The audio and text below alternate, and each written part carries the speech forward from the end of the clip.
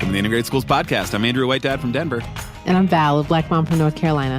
And this is White Rage Revisited.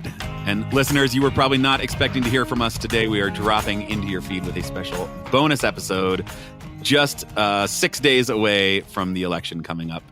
We thought we'd revisit this conversation with Dr. Carol Anderson. That's right. One of our most important guests, especially when we talk about multiracial democracies. I feel like she is our resident expert in those things. And I'm just grateful that we can still learn from it because it is still so relevant to the conversation. Yes. So this episode originally came out in March of 2022, but we thought we would go back and revisit it because, yes, you said it really feels very prescient. So this is a look back. Warning. I was early in my podcasting days. I'm pretty sure I had a can and a little string attached to it, and I was trying to podcast. Your audio was not up to the caliber it is now, that's for sure. It was not. It was not the award-winning audio that it is today. That's right. That's right. So we're going to play a lightly edited version of that original episode and then come back with some new reflections. If you remember this one well, you want to just jump straight ahead to that. It's around 55 minutes in. So please press play, listen, and keep listening until the end. All right. We'll see you on the other side.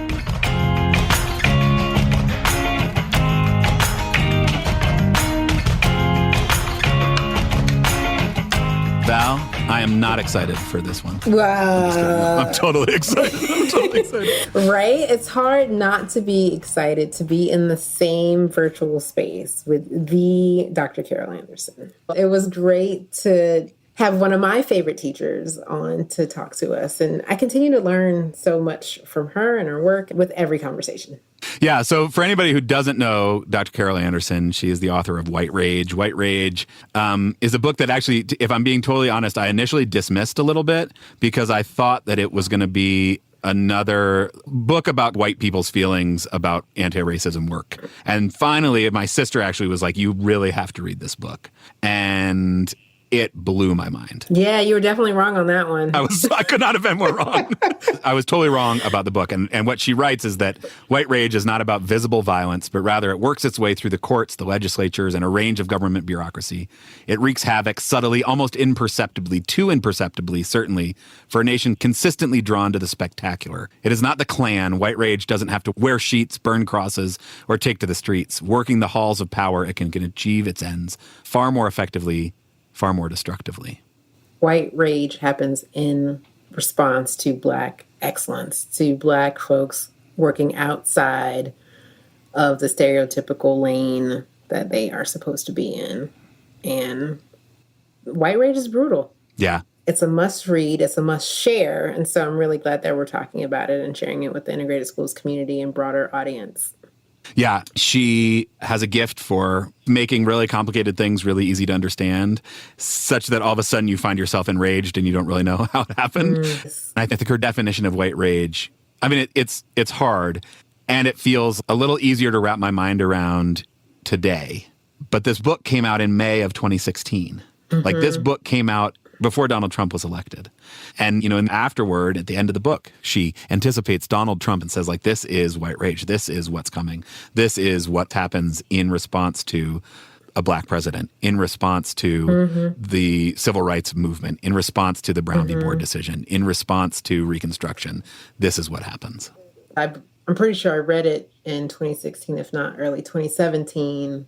And it felt like she was definitely being clairvoyant, right? It's like, wow.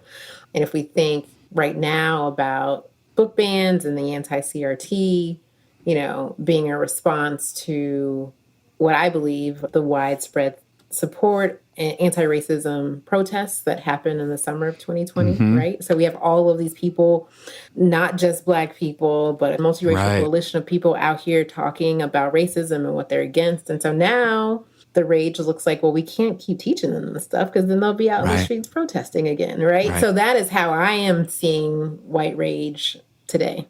Yeah. It is still going on today. It is still so relevant. And she was so prescient in naming it. And she's just also just such a joy to talk to because she's brilliant and packs so much density into it and also easily moves right into things like hair invoke democracy, which came and went in the episode. And I was like, yeah, totally. And then I was like, oh, I have no idea what she's talking about. We know that. Let me go hit the internet. And sure, as it turns out, Herrenvolk democracy, Herrenvolk as the German nation is considered by the Nazis to be innately superior to others. And a Herrenvolk democracy is a system of government in which only a specific ethnic group participates in government while other groups are disenfranchised. So sweet and sassy, all in the same package. Whew. Yes, indeed. I love it. So we should probably take a listen. We should probably take a listen. Take notes, y'all. You'll need them.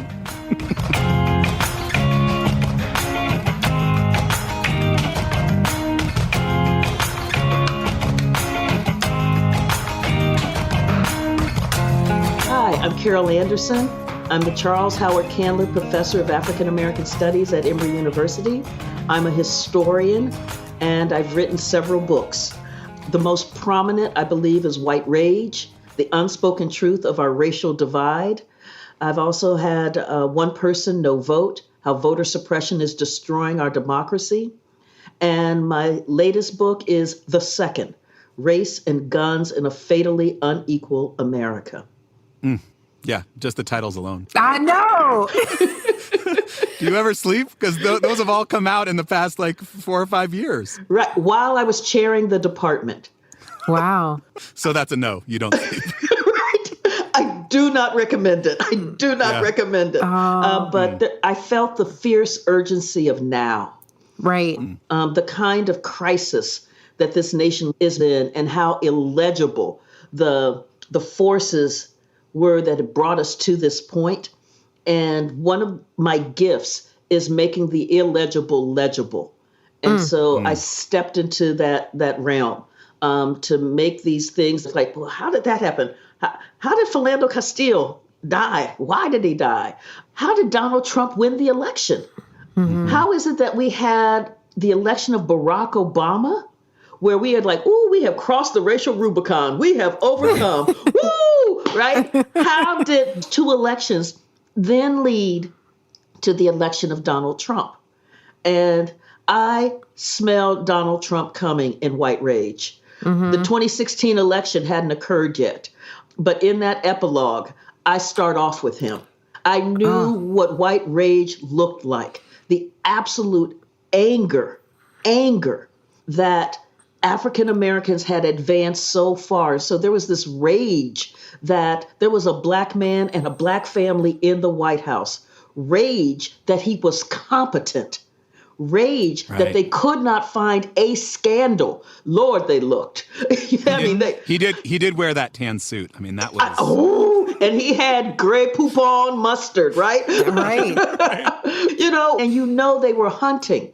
And they couldn't find anything that was scandalous that fit into that stereotype of Black corruption, Black criminality, of Black incompetence. They couldn't find anything of that substance. And so that rage manifested itself. And when you think about that 2016 election, there were 15, 16 Republican candidates in the primary? Yeah, there were. Many of whom had legislative experience, policy-making experience, governing experience. And then there was Trump. Yeah. And what he had was a kilo of pure, uncut white supremacy that he put on the table and said, snort. Ooh! Ooh! Mercy.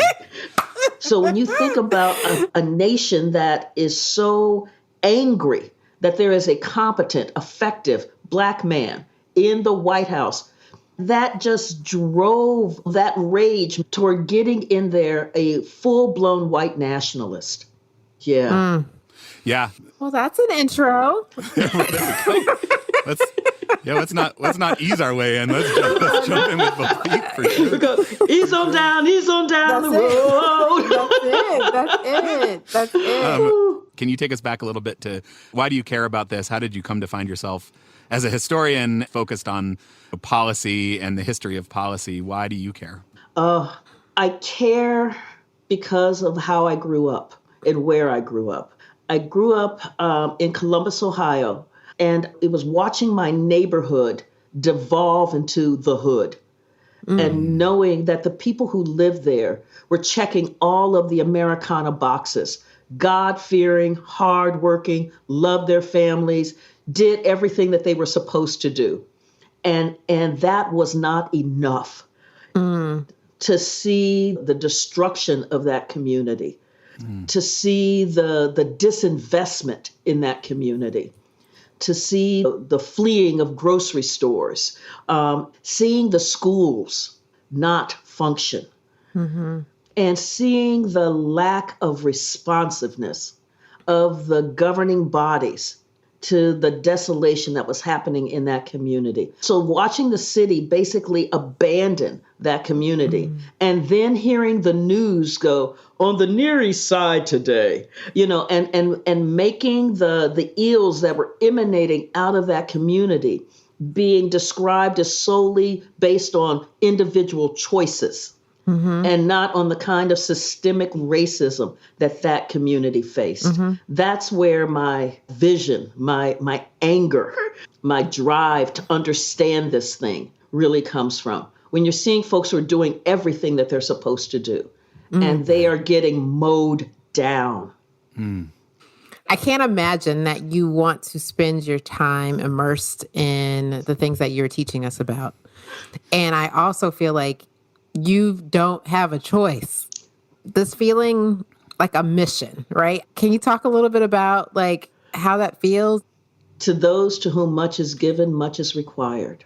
And I really believe that I have the responsibility to make this chaos visible so that we can understand what it is and why it is. I really have the belief that if we can bring this solid evidence to the vast majority of Americans, they will want the kind of America that this nation says it is instead of what it currently is. And so that's why I keep doing this work. Well, I just want to thank you for following your mission because, again, I can't imagine the burden, the load. I used to have black hair. Pushed you gray. That's and fair. I love you. I love you. And thank you. Thank you for doing this. Thank you for doing this work. Yeah. Can we kind of situate the Brown decision, dive into the history a little bit there? Because I think about the things that I was taught about the Brown decision, it came out of nowhere. It was sort of white benevolence that said, okay, finally, we will let the moral arc of the universe bend a little more out of the goodness of our hearts as white people. But it really was a very concerted effort, starting all the way back with Charles Hamilton Houston and the NAACP starting way back in the 30s. Can you kind of take us back through the lead up to Brown? Yes. Whew. So remember, we had the Plessy v. Ferguson decision of 1896, separate but equal. So these southern states were just like, Lord, separate, yes. And they hopped on that with a quickness, as my brother would say. It was that smaller word equal. They were like, equal. That they really, that just, it just was not resonating at all. And so you had these dual school systems where you had funding for white children's education that was like exponentially higher than the funding for black children. You had where there were no black high schools sometimes. And so that the schooling for black children would end like at the 8th grade. By the time we were in the 1940s, Mississippi, Alabama, Georgia, Louisiana, and South Carolina all had more than 50% of their adult black population having fewer than 6 years of Jim Crow education. This was the landscape that Charles Hamilton Houston was looking at in the 1930s.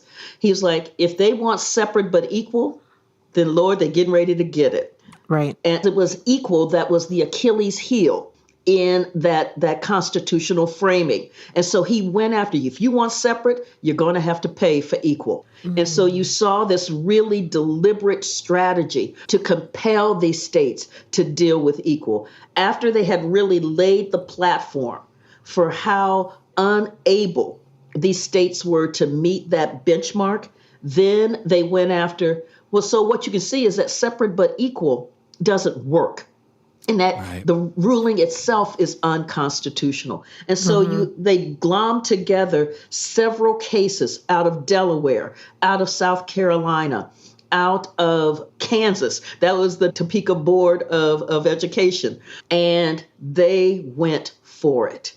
And what you saw is that as these states like South Carolina saw this thing coming down the pike, you had them going, okay, we're going to do equal. We're going to do equal. And so they started pouring money into trying to build high schools for Black children in the 1950s. Mm-hmm. Now I'm like, how long you been doing this and you couldn't figure out that you needed to have high schools for Black children until the NAACP is coming down the pike going, we got you. And the thing was, NAACP, back off of this case, get rid of this case, and you too can have high schools for Black children. And the NAACP called them gilded cages of segregation. It said, no, we're not doing that. Mm-hmm. We're not doing that. Mm-hmm. So you had the white power structure saying basically separate but equal. Yeah, that's great, assuming we don't actually have to do equal. We can focus on the separate but not the equal. Yes. And so the NAACP says, no, you know what? Actually, separate is the problem. Right. And they say, oh, fine. Okay, we'll do equal. And the NAACP said basically, no, like we're not going to take this. We're not going to accept your equal. We are actually going to fight to get rid of separate entirely. And that was what led to the Brown case and this really monumental decision. Is that right? Yes. When the case came down, Black folks were joyous because it felt like this nation. I mean, it was a 9-0 decision, a unanimous decision coming out of the U.S. Supreme Court. It felt like validation for African American citizenship, for their full citizenship, that they had beaten Jim Crow by having decades of mobilization, decades of organizing, decades of finding folks who were willing to challenge the segregation in their schools, and knowing the kind of pressure that the white community was putting on these Black plaintiffs. Mm-hmm. The reverend who led the case in South Carolina, they called in his mortgage, they fired him, they fired his wife, they fired his family. It was to create just such kind of economic devastation, economic tolls on their lives. If you really want this thing, it's going to cost you. Mm-hmm. So you had these leaders who were taking on enormous pressure to get to the Brown decision. Brown was like, woo, we have overcome. Oh, Kalu Kalay, what a glorious day. Right? I told you to read to me. Just read to me. Story please. Time. That's it, please. But the South was prepared for massive resistance. Yep. We are prepared to shut these school systems down. Now, you might think to yourself, they're going to shut down the entire school systems and nobody's going to get an education? No, because they knew white parents weren't having that. Mm-hmm. And so what they set up is that coming out of state dollars, they would pay for the tuition for white children to go to all white private segregated academies. And so if you look at the South, one of the things that you will see in this time frame is the creation of a slew of these white private academies. This was the need that was coming out of Brown. Mm-hmm. You know, the I will not have my child sitting next, as Eisenhower said, to some big Negro. And I'm like, look, if they're both 6 years old, I'm here to tell you, this isn't a big burly Negro. Right. Right. Oh, but then I think about the work that Philip Atiba Goff has done in psychology, which shows that Black children are viewed as older and less innocent than white children of the same age. And so it is that narrative that we're still dealing with today.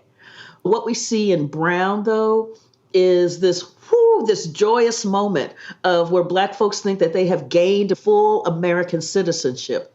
And then you have what I call that white rage backlash. And we often think of rage as being violent. But what I'm talking about white rage, I'm talking about the slew of policies, that bureaucratic violence that is put in place to undermine African Americans' attainment of their citizenship rights. And that bureaucratic violence is the shutting down of the public school system and then providing funding for white children and nothing for Black children. Do you think that the courts were willing to agree to equal because there was never a threat to power? Or what exactly led the white power structure to actually change? I think that one of the things that we saw in Brown was that you had a shift in the zeitgeist, a shift in the kinds of international norms. Remember, we're coming out of the Holocaust. We're coming out of the Nuremberg trials. And we've got a sense of how deadly and lethal white supremacy is as a governing operating principle, how illegitimate and dangerous it is. You also have the Cold War. And the Cold War is where the U.S. is doing its strut on the international stages. We are the leader of the free world. We are against those really bad communists over there, that Soviet Union that denies their people their freedom. Then when you're reading through Pravda and Izvestia, which are the government communication organs for the Soviet Union, they harp on every lynching. They harp on every Black diplomat who comes to the U.S. and is hit with Jim Crow, where they can't get a hotel room, where they're thrown out of a restaurant, they're thrown out of a theater because they weren't sitting in the colored section, right? And the Soviets are like, so this is the democracy that they're trying to give to you. This is what they're bringing. And remember, we're also in the age of decolonization at this moment, too, where nations in Asia and Africa are gaining their independence. And the U.S. is trying to woo them into the West. So when you see Little Rock and you see that picture of those angry housewives hollering at Elizabeth Eckford, the Soviets had a field day with that. They're like, this is the democracy that the Americans want to bring to you. Look how they treat their own Black folk. What do you think they're going to do to you? This was part of what was driving that Brown decision. This is why Chief Justice Earl Warren was lobbying so hard to make it a 9-0 decision, because it was so important for U.S. foreign policy that this be a unanimous decision.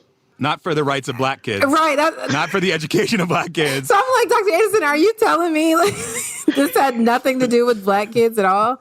Oh, my gosh. No. I mean, well, they knew that it was a stain on American democracy. They knew it was really hard for the U.S. to do its strut across the world stage. You cannot be the Jim Crow leader of the free world.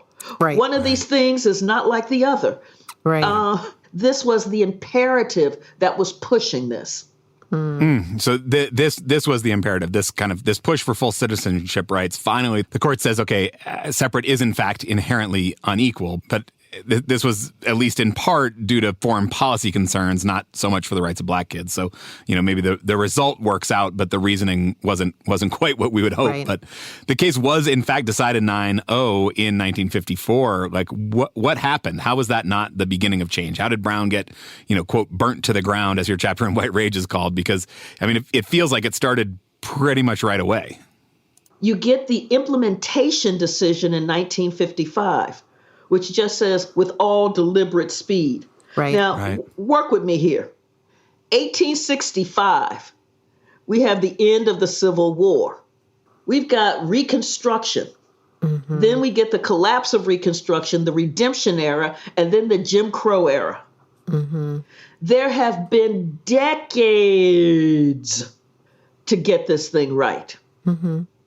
All deliberate speed to the folks who gave you the violence of Reconstruction, who gave you the Redemption era, who gave you Jim Crow, where you had on average a lynching every other day for 3 decades. All deliberate speed to these folks who have vowed that they will shut this thing down.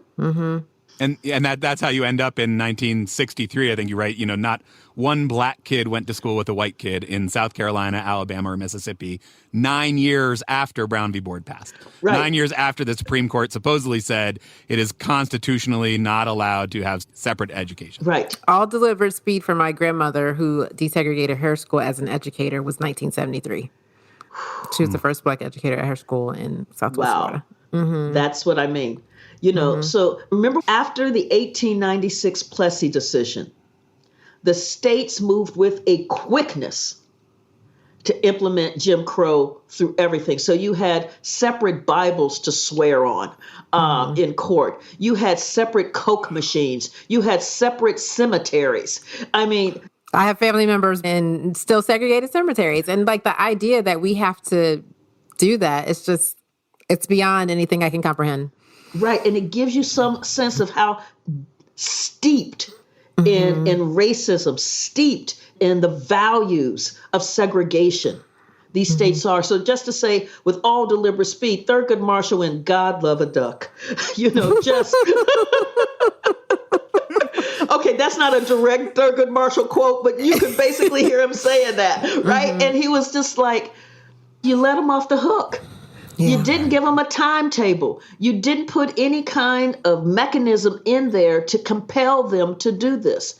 But what you did have, you had the State Department sending out to all of the embassies and to all of the consulates, woo, hooray, look at us, we have overcome. This is the ability of democracy to perfect itself. I mean, so it was this wonderful PR campaign.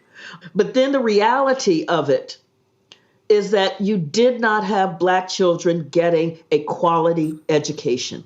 But the way that we tell this story is that between Brown and the Civil Rights Movement, we have overcome and all of the barriers have been removed. And this is the land of equal opportunity. Right. We were racist. We had Brown. Now we're not racist. Story's over. Right. Right. It's like Ernest Angley laying on hands. You are healed. So we've talked a little bit about this before, but just the continued struggle for Black parents and caregivers to put their students in integrating schools when they would be one of few, and how, while we can celebrate Brown for what it did accomplish, it also really ripped apart the supportive Black education that students were receiving. Absolutely. One of my colleagues is Professor Vanessa Siddle Walker. Love her. Isn't she fabulous? She's amazing. Yeah. I mean, it's just like to sit at her feet. Wow. Yeah. And the work she has done on these Black school networks, and what she's unpacking there is that the support, despite the lack of resources, the love that these teachers poured into these students, the belief system that these teachers poured into these students, that you can fly. Wow. And that Brown ripped that apart. The vast majority of Black teachers were fired. Right. And so we got the worst of both worlds. So that these Black children who had been in these under-resourced schools but were surrounded by networks of support were then placed into these white schools where there were resources, but they were denied access to those resources, and those places were absolutely hostile to their very being. So you lost the supportive network and you lost the access to those who believed in you. Think about how few Black students are in AP courses. How few Black students are in IB curriculum. How few. I mean, you just keep looking at this. I think about me. I'll do a little quick bio here. My junior high was like 99.9999999% Black, right? There were 3 white students in my entire junior high. Then I went to Brookhaven, which was basically an all-white school. There were those of us who were bussed in. It was so clear we were not wanted there. It was so clear. That's why there's so much work that needs to be done within these schools. I think about these battles that are happening and how so much of it is really wrapped in that white rage policy that these Black children don't deserve education. They don't have the merit to be educated. It is pouring good resources after bad. to educate these children. So we know white supremacy is really crafty. And yes, Lord. Oh, you're going to testify up in here, aren't you? Well, and so can we ever successfully use legislation to have justice? Or is it going to always be a fight like this because white rage and white supremacy is so crafty? We can use legislation, and it will always be a fight. So the answer to your question is yes. Yes. So I look at the Voting Rights Act of 1965, one of the landmark pieces of legislation emerging out of the civil rights movement. And this legislation worked. In the early 1960s, only 6.7% of age-eligible Black folks were registered to vote in Mississippi. And Mississippi got some Black folk. So you only have, so 6.7%. 2 years after the passage of the Voting Rights Act, it was almost 60%. You started seeing this legislation work, doing what it was supposed to do. You also saw the white rage backlash to it, continuing to figure out how to undermine the Voting Rights Act, how to curtail the access to the ballot box for Black American citizens. How do we stop them from voting and do it legally? And this is what leads us into Shelby County v. Holder, that looks at the success of Barack Obama's election, that leads Chief Justice John Roberts to say, oh, that racism is a racism of the past. I mean, look, we've got more Black elected officials. We have more Hispanic elected officials. We have overcome. This is some old, antiquated stuff. Right. And dismantled the pre-clearance provision of the Voting Rights Act. And so legislation can work. The price of liberty is eternal vigilance. You hear that, Andrew? Yep. No rest. No rest. It means that we're always paying attention. It means that we're paying attention right now to this horrific assault, a white rage assault, particularly coming out of the 2020 election and coming out of the massive protests for the killing of George Floyd. And so what it looks like, I call it by land, sea, and air. Land is the assault on voting rights based on the big lie of massive rampant voter fraud. And this big lie has been disproven 8 ways to Sunday. But it becomes foundational for the measures that these states are putting in place to stop access to the ballot box. Land. C is the legislation that is coming through to wipe away and to penalize the teaching of accurate American history. What that does is it sets the framework. Who made this nation? Who built this nation? Who are the makers and who are the takers? And when you're able to define so many Americans as takers, as leeches, as parasites, you're allowed to frame policy on that framework. And if you have a history that is a mishistory, then it provides the kind of cognitive framework that makes that policy seem reasonable. That's what this is designed to do. Then we've got by air. And that is the wave of legislation that is loosening up gun laws. So getting rid of background checks, getting rid of licensing. At the same time, while you have the language that political violence is acceptable, that it is a legitimate political discourse. So all of these things are fused together on a platform of anti-Blackness, on a platform that Black people are the threat to this society. How do we block them out? At the ballot box, from our national memory, and through violence. Yeah. That's scary. Yes. We're not solving racism this episode, Andrew.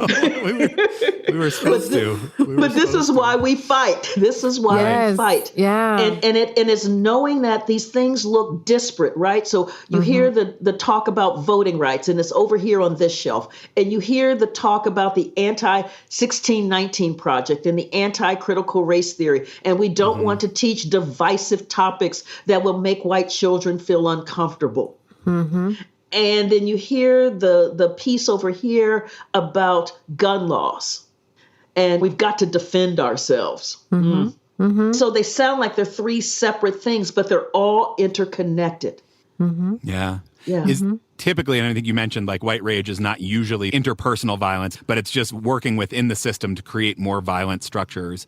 That there was a way in which that sort of stopped working. That, you know, the election of Barack Obama was one piece of it, and then certainly, like, Trump not getting reelected was another way that all of this agitating within the system, white people just sort of lost their minds. And I think that's how we then end up with January 6th, whereas previous versions of white rage may not have shown themselves. There was no need for white people to go and storm the Capitol when the Capitol was willing to sort of acquiesce to their will. And as soon as the system said, no, we're not going to do this anymore, people lost their mind. We're like, well, no, we have to force it. We're going to show up with the Confederate flag into the Senate. Right. And think about it as well. In the rise of Jim Crow, the laws were written race neutrally, but they were racially targeted. But what you also had with the violence that was happening is that they knew that Black folks had tasted citizenship. And so what it was going to take to push Black people back in their place was this basically state-sanctioned violence. And so it's when the state approves of this violence, or wink, winks, nod, nod, Bob's your uncle at the violence. So it is, oh, these were just tourists. This was just a tourist visit on January 6th. This was legitimate political discourse. Right. So it is that policy approval of the violence that gives it the air to breathe.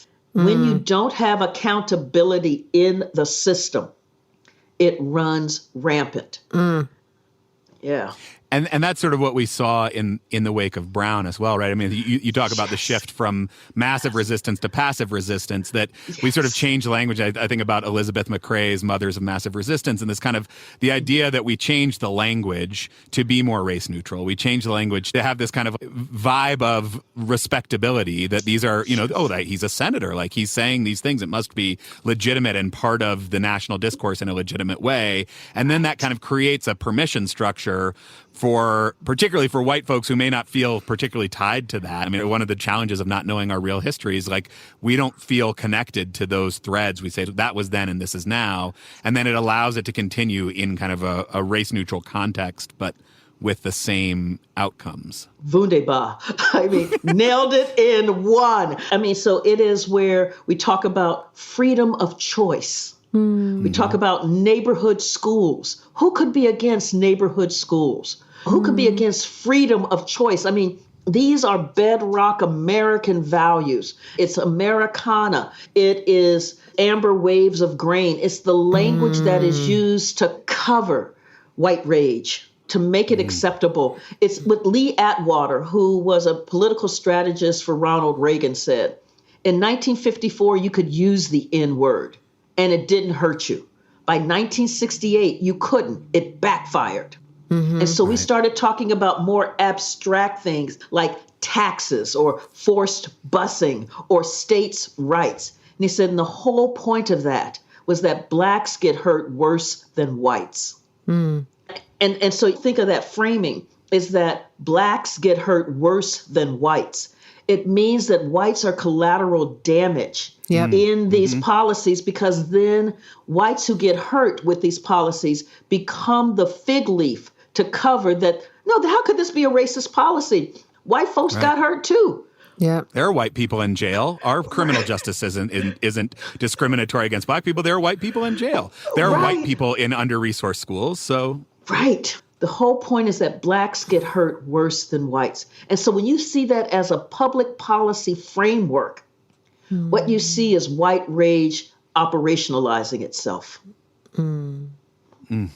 Have you figured out why we need to hurt Blacks worse than anybody else? Okay, that means you got to read the Second Amendment book. Okay. All right. Okay, I will find the strength to do that. But it really deals with this inherent fear, almost visceral, of Black people as a threat to white society, to the white community. We see this coming out of slavery. You see it in the slave codes. You see it in the laws that they created in the 17th century and the 18th century that were about how do we protect ourselves from these folks. Because they're violent, they're inherently criminal, they're uncivilized, they're savage. You had, right after Gabriel's revolt in 1800 in Virginia, you had one Virginian talking about, if we are going to keep a ferocious monster among us, we have to keep it in chains.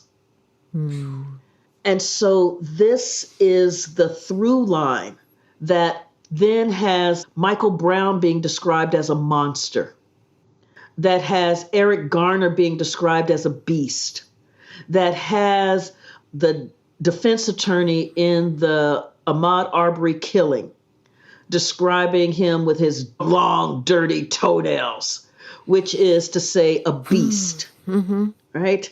This is the through line. Right. Yeah. But I mean, I think it's easy to see those as kind of extreme examples. And, you know, in some ways, I guess they are. I feel easy to distance myself from those. But it also shows up in what you were talking about earlier in the like adultification of Black kids, in the ways that we view a white kid acting out as needing a little more structure or maybe needing to exercise a little more, and a Black kid acting out as being a sign of criminality. Yeah. These sort of subtler, less extreme versions of it that then end up replicating the same thing. Exactly. There was a scholar out of the University of Washington, and he found that in a computer simulation, when Blacks and whites were dressed the same and doing the same thing, officers shot Black folks more than they shot white folks. It was the Blackness that created the threat, that created the danger. And so when you believe threat, danger, uncivilized, savage, beast, criminal, why they can't be among us, why they can't be in our schools. I need you to get your people, Andrew. I don't. I know. Yeah. This is on you. This is on you. This has nothing to do with me. This has nothing to do with Dr. Anderson. This is all you. This is all you. There is something, and yeah, I mean, to your point, Val, this is probably not the right panel to try to figure this out, but I think, like, and you point out, Dr. Anderson, you're right, white rage has undermined democracy, warped the Constitution, weakened the nation's ability to compete economically, squandered billions of dollars on baseless incarceration, rendered an entire region sick, poor, and woefully undereducated, and left cities nothing less than decimated. All this havoc has been wreaked simply because African Americans wanted to work, get an education, live in decent communities, raise their families, and vote, because they were unwilling to take no for an answer. And, you know, think about Heather McGhee and the Sum of Us, like, we actually could all be better off if we did away with this. Yep. Yes. And yet there is this constant fear and this constant threat. And I think to believe all those things, you have to believe in the full humanity of Black people. Right. And if you believe in the full humanity of Black people and you look at the history of Black people in this country, there is a tension that is hard to reconcile for white people. And I mean, I can't ask either of you to opine on what that is. I definitely don't know. But it seems like there's something there, I think, about Resma Menachem and My Grandmother's Hands and kind of the like generational trauma that also white people are carrying, and in this kind of challenge of reconciling the history with what could actually be a much more powerful and hopeful future. Right. We talked about the January 6th insurrection, and I talked about this in One Person, No Vote in the epilogue. After the 2016 election, what you're seeing are two different visions of America. One vision is for a multiracial, multi-ethnic, multi-religious, multicultural, vibrant democracy. And we're like, whoo, that thing's got swag. That sounds so beautiful. Right? That thing is like, dang, what's my name? That's it. Just USA. Right? You know? Right. And then there is the Trumpian Herrenvolk democracy, which wants to replicate basically apartheid South Africa because they're seeing the demographic shift. And so it's to have a large rightless labor pool that's generating enormous resources. But those resources flow up into a small strata of whites who govern, who rule, but who have the veneer of a democracy because there are so-called elections. That's the vision. That's what this battle is about. So when you get this erasure of the history, so that you can't talk about Jim Crow, you can't talk about slavery, you can't talk about the dispossession, you can't talk about the Bracero program, you can't talk about the National Origins Act of 1924. When you have the assault on the ballot box that works to just make it much more difficult for this burgeoning age-eligible population to be able to vote, it is designed to create this Herrenvolk democracy. And part of this work that we're doing as educators is to help folks imagine. In White Rage, that was that last chapter, imagine. And it was to imagine what this nation could be if we educated all of our children. Wow. Imagine what this nation could be if the billions that we funnel into a carceral state were actually deployed to support families and communities so that they could fly.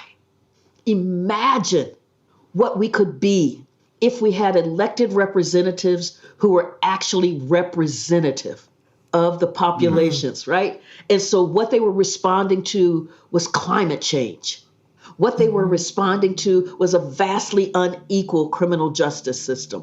What they were responding to was the need for real safety and real security in this nation. So our babies wouldn't have to have shooter drills in their schools. Imagine. Because if you can't imagine it, you can't even fight for it. You know, I get questions like, how do you keep fighting? Where's your hope in? Because, I mean, it really looks like I'm looking into the abyss. That was literally my next question. My next question was exactly that. Yep. And I think about how the enslaved had to imagine freedom when there was nothing around them that told them they could be free. Yeah. How they imagined what being able to hold on to their babies looked like. Having their families together and not being sold on the auction block. They had to imagine that when around them there was so much that told them, oh, that's not what you do. That's not who you are. The power of that imagining led to incredible resistance. And not just when we think about the revolts like Nat Turner or Denmark Vesey or Gabriel, but it's also the way that they defied. They broke their tools. They put rocks in the bags instead of putting cotton. Sell that. Yeah. Right? Yeah. They went to the courts. They ran away. Imagining freedom. Yeah. I also think about, and I was fortunate enough to just see the Fisk Jubilee Singers. I mean, it was just this unbelievable program this weekend. Took my kids. It was amazing. And they really tapped into this view of resistance as Black joy, this view of resistance as art, as music, as culture, that holding on to all that through that. Because I mean, you talk about that's not what you do, but that's not what you do. That's not what your parents did. That's not what your grandparents did. That's not what your great-grandparents did. The generations and generations and generations to be able to hold on to that. Yeah, I mean, Black joy is just such a powerful tool of resistance. And so when you read through the stuff in the era of Jim Crow, they're talking about these are people without a history. They don't have any culture. So it is a way to erase that. And that's what we're seeing today, an attempt to erase that. They don't have a history. They don't have a culture. They made no contributions. And so seeing the laughter, seeing the artistic production, seeing the cultural productions, that's how I hold on. is that I think about my great-great-grandfather who was enslaved. And he fell in love with an enslaved woman who lived on the plantation next door. And he told his master that he was not going to work unless he could be with her. Now, I want you to think about how, what is the word I can use? Chutzpah. For real. For real. Yeah. Because he could be killed. And he was like, I love her. And I'm not going to work until I can be with her. She loves me. And so his master bought her and brought her over onto the plantation. And then my great-grandfather, after he did his work as an enslaved man, he hired himself out to make enough money to buy her freedom and his. Then they got the hell out of Tennessee. But again, the power to imagine freedom. Yeah. And so when we're talking about imagining what a vibrant, multiracial, multi-ethnic, multicultural, multi-religious democracy America can be. Wow. Yeah. And, you know, and nobody's done this before. Right. You're right. Right? We're writing the book. We're writing the book. I was thinking about both that imagination that's necessary and the power of that sacrificial love of your great-grandparents that was part of that. Like, that type of energy source is sustaining. Yes. So that's dope. Yes. Yes. And so when you talk about pulling on the power of the ancestors. Yeah. And it's like when I teach the civil rights movement, seeing folks like Amasio Snipes, right? Yep. Who came back from the Second World War and He was in Georgia, correct? Georgia, 1946, Yep. with a heavily racist campaign being waged. And there's a sign over the polling place that says the first Negro that votes, that'll be the last thing he ever does. And he's like, I fought fascist. And he went in and he cast his vote. He was the only Black person to vote in Taylor County, Georgia, in the 1946 election. Several days later, a firing squad showed up and mowed him down. But I think about that courage, knowing that the killing spree was on. They made it really clear. You vote, you die. And this democracy that he had fought so hard for was worth it. That's the history they don't want us teaching. Right. Right. And I'm thinking about how if we have those historical gaps in our knowledge, then we don't see the need to imagine a better way because it's already been painted as beautiful and necessary and right. And so to lose even the desire to imagine is, I think, one of the greatest losses that we're fighting. Exactly. And so one of the things, as I say, is that America is an aspirational nation. Part of the problem we have is that you have a large swath of folk who want to treat that aspiration as an achievement, as we've already got here. And so if we've already done this, and we've done this from the founding fathers, what are y'all talking about? Right. Right. What are you talking about? There's no need for this legislation. There's no need to change anything that we've already done. We've already attained greatness. We just have to be great again. See, we was having a good conversation. You're wrong. I'm so grateful to you, Dr. Anderson, for keeping that vision alive, for pushing through, for finding that well of hope to draw from to keep doing the work that you're doing, because I think it's so important. It's certainly enriched my life in innumerable ways. White Rage, in particular, just totally changed the way I view the world. I'm really grateful for it and for all the work that you do. And I love you. Thank you so much for having me. Really grateful for your time. Yeah. Thanks so much. Thank you. Thank you.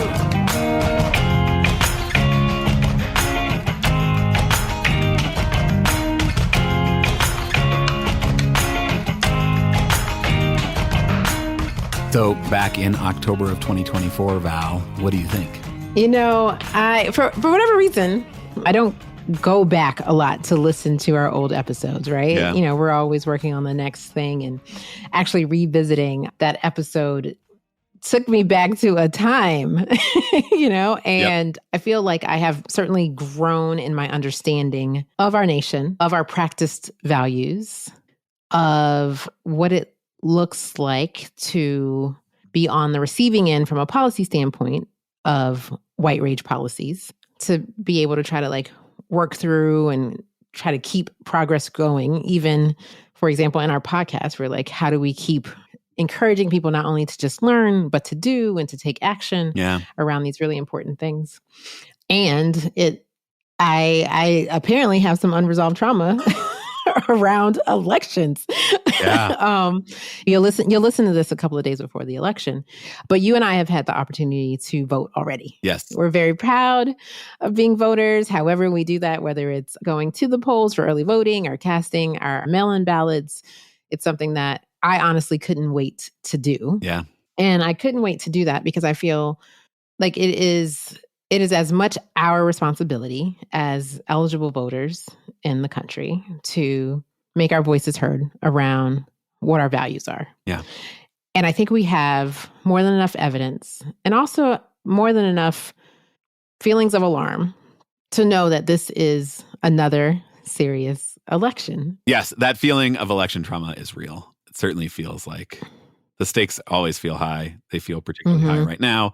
I was very grateful to, in Colorado, it's so easy to vote. We get our ballots in the mail, do our research, fill out the ballot, take it to a drop box. There was one 3 blocks from my house.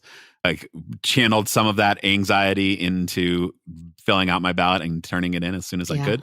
Feel good about that. Encourage everybody to make a plan for how you're going to vote, when you're going to vote, where you're going to vote, make sure that it actually happens. And then, what do you do with the rest of that anxiety? You find whatever places you can to encourage people to go out and vote. So part of why we wanted to rerun this episode was to encourage all of you listeners to make sure you go out and vote, make sure you have your voice heard, because certainly voting alone is not going to fix the things that ail this country. But it is an important first step in making sure that your voice is heard and making sure that the choices that we are making as a country reflect our values as a country. That's right. I think another parallel step, and this goes back to Dr. Anderson, is a knowledge of the history that brought us to this place. Yeah. And you always hear that the past is prologue, the past is prologue. And I never really connected with that saying until actually just this weekend. I was thinking about what would be the future of this prologue that we're living in right now. Once this is the past, what is it prologue to? Yes. And I think that is a decision that we get to make. Yes. I think one reason I didn't connect with the saying before is because I didn't associate it with action that I could take now. There's an inevitability. If the past is prologue, then it is telling us what's going to happen. What say do I have in it? Right. But we actually get to write the story. So the prologue of this story can be, there was a time in our country where we were super hopeful, thought we had reached racial nirvana, only to find ourselves in the midst of legislative white rage wherever we looked, whether it was banning histories or banning books. Yeah. And we had another opportunity to make a choice about who we wanted to be as a country, who we wanted to be together. And regardless of how this election turns out, we get to make that choice. Yeah. And we get to decide who we are raising our kids to be, who we decide to be in community with, how we decide to show love for one another. Yes. There is a choice in the next week here about what kind of country we want to have. And the story that gets written will be written in a way that is far less nuanced than how the actual voting plays out. Regardless of what happens, the story will be told as we made a really clear choice. But We know that this election is going to come down to a small number of people in a small number of places. It's going to come down to, the work that goes into knocking on doors, to making phone calls, to getting people to the polls. And it's going to be decided at the margins. And we're a largely divided country. And so I certainly hope that things go the way that I would like for them to go, and know that even if they do, that does not mean that we get to then kick back and relax. That does not mean that we have solved the problems that are facing us in terms of division, in terms of, building a true multiracial democracy. We do not fix that problem or make that problem entirely unfixable with the outcome of this election. We do that in the work that we do every single day, in building community, in figuring out who is the we that we think we are part of, in figuring out who are we going to be in community with, who are we going to lock arms with and try to make the world a better place with. And this is an important moment to do that in the best way that we can. And it doesn't solve all the problems alone, and it doesn't mean that all the problems are unsolvable regardless of how the election goes. That's right. I know that there are folks that are disenfranchised out there. I know there are folks that are disengaged out there. And so I want to encourage those of us who are engaged, who are not disenfranchised, to not waste the opportunity. To be that voice. Absolutely. That quote from Dr. Anderson, the price of liberty is eternal vigilance, right? Like we have to be vigilant, especially vigilant coming up to an election, but we have to be vigilant immediately after the election as well. And I think there's an aspirational quality to our country, to the words that we have in our founding documents, to the kind of ideals that we like to hold up, particularly to other countries around the world that we have never really actually lived up to. We haven't achieved it, right? Like that aspirational version of our country is something that we have not yet achieved. And this election is a chance to say, there is a version that we would like to continue to work towards achieving. We're not going to achieve it with this election, but we would like to continue to work towards achieving that. And that's the vision of the country that I hope folks will, take with them when they go to the polls and actually go to the polls in order to say, like, yeah, we're not there yet, but we'd like to be. Yeah.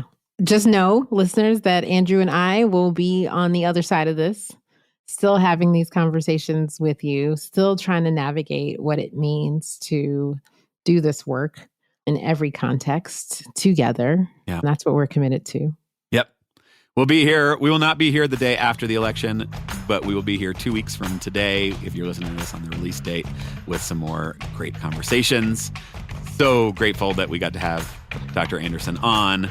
It was 2.5 years ago, but still feels so totally relevant. Wow. If you have not yet checked out her books, she has so many books. They are all incredible. She also has recently released a number of young reader versions of White Rage, of The Second, which is her book about guns. The young reader versions are great. So if you have not yet read her work, or your kids have not, be sure to grab those and pass them along. There'll be links in the show notes to those. Also, we want to encourage you. Obviously, this episode might not be age appropriate for our younger kids, but you can certainly still talk about these big ideas with your children.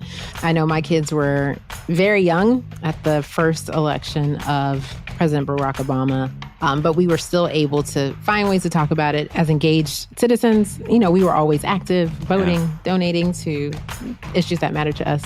And so it gave us an opportunity to talk about things that were important. And so we encourage you to answer any questions your children may have about what is happening, why people might be feeling a certain way, what they're seeing on TV. We encourage you to explore those conversations with them.